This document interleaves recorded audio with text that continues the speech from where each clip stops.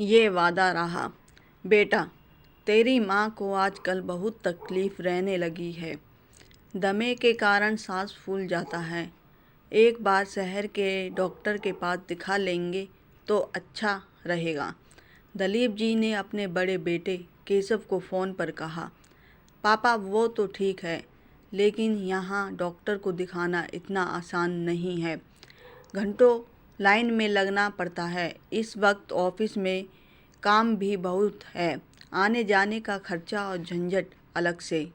फिर मानो एक बार दिखा भी दिया तो बार बार दवा लेने और चेकअप कराने के लिए लाते रहो।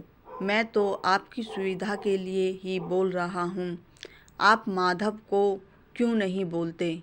उसका तो अपना बिजनेस है। एक दो दिन का समय निकाल कर माँ को दिखा ले देगा। केशव ने अपने छोटे भाई पर बात टालते हुए कहा। एक आशा भरी निगाहों से दिलीप जी ने एक बार फिर फ़ोन की ओर देखा और अपने छोटे बेटे माधव के पास फ़ोन मिला दिया। काफ़ी देर घंटी बजने के बाद माधव ने फ़ोन उठाया। हेलो बेटा, कैसा है तू? और बच्चे और बहू मज़े में हैं तो हैं ना? हाँ पापा, हम सब ठीक हैं। अभी काम का टाइम है, तो आप जल्दी बताओ, कुछ काम है क्या? बेटा, वो तेरी माँ की तबीयत आजकल ठीक नहीं रहती। एक बार शहर में डॉक्टर को दिखा लेते तो अच्छा रहता। पापा, आपको तो दूर के ढोल सुहावने लगते हैं। शहर में कौन से अलग डॉक्टर बसते हैं? आपको पता भी है यहाँ कितना प्रदूषण है। यहाँ की धूल मिट्टी में माँ की तबीयत और बिगड़ जाएगी। चैन से जहाँ रह रहे हैं वहीं रहिए। गांव जैसा माहौल इस शहर में कहाँ मिलेगा? बेटे का दो टूक जवाब सुनकर दिलीप जी भी चुप रह गए। पास बैठी उनकी पत्नी लीला जी भी फ़ोन पर हुई बातें सुन रही थीं। एक माँ तो हमेशा इसी भ्रम में रहती है कि बच्चों की कुछ मजबूरी होगी, तभी ऐसा बोल रहे होंगे। पति की आंखों में बेटों के प्रति हताशा देखकर लीला जी ने बात संभालते हुए कहा। जी, वो ठीक ही तो बोल रहा है। वहाँ शहर में रखा ही क्या है? बेचारे जब यहाँ आते हैं तो देखते नहीं कितने कमज़ोर लगते हैं। वो हमारे बारे में सोच कर ही बोल रहे होंगे। पत्नी की बात सुनकर दिलीप जी लंबी आह भरते हुए बोले। काश हमने भी अपने बारे में कुछ सोचा होता तो आज हमारे बच्चों को हमारे बारे में इतना नहीं सोचना पड़ता। उस वक्त तो बस हमें यही सोच रहती थी कि किसी तरह बच्चे पढ़ लिख लें। जब पढ़ लिख लिए तो उनके कारोबार के लिए ज़मीन तक बेच दी। रह गया तो बस ये 2 कमरों का छोटा सा मकान।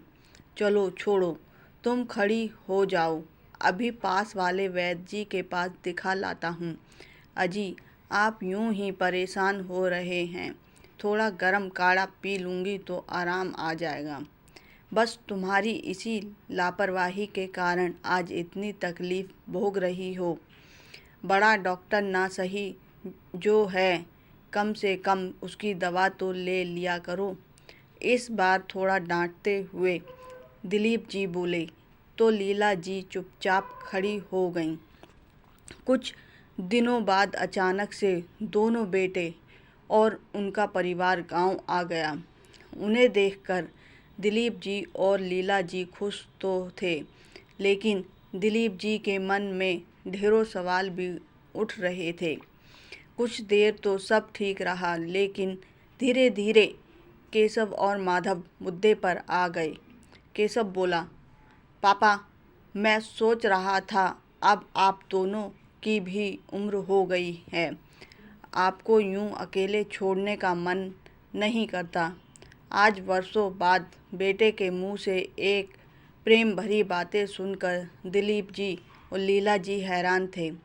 लीला जी तो भाव विभोर होकर चमकती हुई आंखों से दिलीप जी की ओर देख रही थीं, मानो कह रही हों, देखा, मैं कहती थी ना कि हमारे बेटे हमारी बहुत चिंता करते हैं। माधव जी ने भी बड़े भाई की बात में बात मिलाते हुए कहा, हाँ पापा, अब यहाँ रखा ही क्या है, अपने पोते पोतियों के साथ आराम से टाइम पास कीजिए और हमें भी सेवा का मौका दीजिए। लीला जी ने तो अपना पूरा मन बना लिया था, लेकिन दिलीप जी सिर्फ कर रह गए। अगले दिन केशव कुछ कागजात लेकर दिलीप जी के पास आ गया। पापा, यहाँ हस्ताक्षर कर दीजिए। ये कैसे कागज हैं बेटा? दिलीप जी ने आश्चर्य से पूछा। पापा, अब आप दोनों हमारे साथ शहर में रहेंगे तो फिर यहाँ इस मकान की देखभाल कौन करेगा? हमने सोचा है कि इसे बेचकर इस चिंता से भी मुक्त हो जाते हैं। दिलीप जी बेटे की बात सुनकर सन्न रह गए। संभलते हुए वो बोले, बेटा, मैं सोच कर बताऊंगा। आखिर ये गांव में हमारी आखिरी निशानी है। केशव ने अपनी माँ की ओर देखा, जैसे विनती कर रहा हो कि वो पापा को समझाए। रात को लीला जी ने थोड़ी मनुहार करते हुए कहा, जी, बच्चे ठीक ही तो बोल रहे हैं। अब बच्चों के साथ रहना है तो ये मकान किस काम का? वैसे भी हमारे बाद ये इन बच्चों का ही तो है। हम थोड़े ही अपने साथ कुछ लेकर जाएंगे। दिलीप जी बिना कुछ बोले लंबी आह भरकर करवट बदलकर सोने की कोशिश करने लगे। लीला जी को याद आया कि केशव और माधव को गांव का दूध बहुत पसंद है, इसलिए वो दूध गर्म करके बेटों को देने के लिए रसोई में चली गईं। कमरे की तरफ जाते हुए बड़ी बहू के शब्द उनके कानों में पड़े, देखो, मैं अकेले इन दोनों की सेवा करने से रही, तुम ही संभालना अपने माँ बाप को। अरे तुम समझती क्यों नहीं? मकान बेचकर जो पैसे मेरे हिस्से में आएंगे उससे छत पर 2 कमरे बन जाएंगे। बच्चे भी बड़े हो रहे हैं तो कमरा उनके काम आ जाएगा। वैसे भी कौन सा ज़्यादा दिन ये हमारे पास रहेंगे। 6 महीने बाद माधव के घर भेज देंगे। लीला जी के कदम वहीं जड़ हो गए। दूध के गिलास भी बहुत मुश्किल हैं, उनके हाथों से गिरते गिरते बचे। भारी कदमों से वो माधव के कमरे की ओर मुड़ी। वहाँ से भी आवाज़ें आ रही थीं, तुम्हारी माँ तो सारा दिन खांसती रहती है, मैं बच्चों को इनके पास भी नहीं जाने दूंगी। पता नहीं कौन सी बीमारी है। और यहाँ इनसे कह देना कि मेरी रसोई में हाथ लगाने की भी ज़रूरत नहीं है। यार, तुम्हारा जो मन करे करना, लेकिन अभी चुप रहो। एक बार इस मकान का हिस्सा मिल जाए तो कारोबार को थोड़ा आगे बढ़ाने की सोचूं। वैसे भी पहले 6 महीने तो ये लोग भैया भाभी के पास ही रहेंगे। लीला जी की आंखों से आंसू ढलक गए, जिसे वो बच्चों की अपने प्रति फिक्र समझ रही थीं। वो तो सिर्फ अपना अपना स्वार्थ देख रहे थे। माता पिता के लिए चिंता तो सिर्फ दिखावा था। भारी कदमों से वो वापस बरामदे में आकर खटिया पर बैठ गईं। दिलीप जी, जो अभी तक जाग रहे थे, वापस लीला जी की ओर करवट बदल कर बोले, क्या हुआ भगवान, जाने की खुशी में नींद नहीं आ रही क्या? जी, आप सही कह रहे थे। काश हमने अपने बारे में सोचा होता तो आज बच्चों को हमारे बारे में इतना सोचने की ज़रूरत नहीं पड़ती। कहते हुए लीला जी ने तकिए के नीचे रखे हुए घर के कागजात निकाल कर फाड़ दिए। दिलीप जी हतप्रभ से अपनी पत्नी को देख रहे थे। वो समझ चुके थे कि एक माँ की आंखों पर बंधी पट्टी शायद खुल चुकी है। सुबह जब फटे हुए कागज दोनों बेटों ने देखे तो खींचते हुए वापस शहर लौटने की तैयारी करने लगे। बहुओं की बड़बड़ाहट भी चालू थी।